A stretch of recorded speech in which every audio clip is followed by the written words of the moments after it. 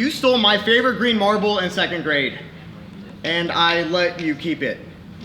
And I thought you knew that because we knew everything about each other. For example, I knew that you wet the bed until you were 7.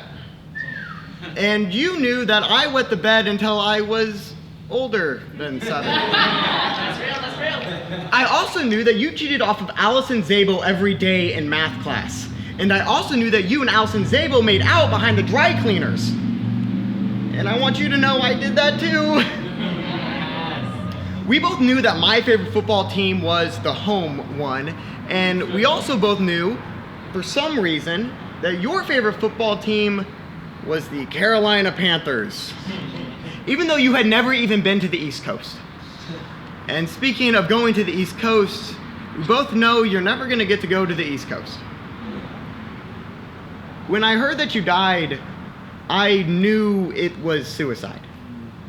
And when I knew that, life became one giant kaleidoscope, where everything was fractured and everyday colors no longer made any sense.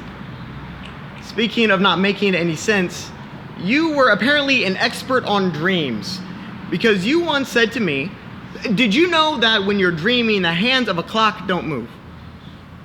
So I want you to know that in reality, it's your fault that I was almost late to your funeral.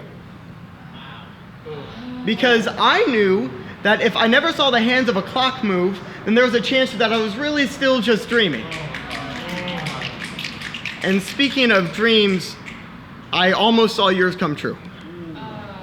I was sitting at my uncle's, crying into my drink, watching the fucking Carolina Panthers lose the Super Bowl, and everybody knew I was crying into my drink. And I knew that everybody knew I was crying into my drink, but nobody said anything. And speaking of drinks, I think I finally know why you drank. I think I know that you drank not just to drink, but rather to fill yourself with the irony that is flammable water, so that when you finally found the nerve to swallow that box of matches, you were sure you would burst into flames with the hope that you would just burn away without leaving scorch marks on everyone around you. With the hope that your ashes would be mistaken for dirt and swept away without anyone wondering where they came from. There are a lot of things I don't know.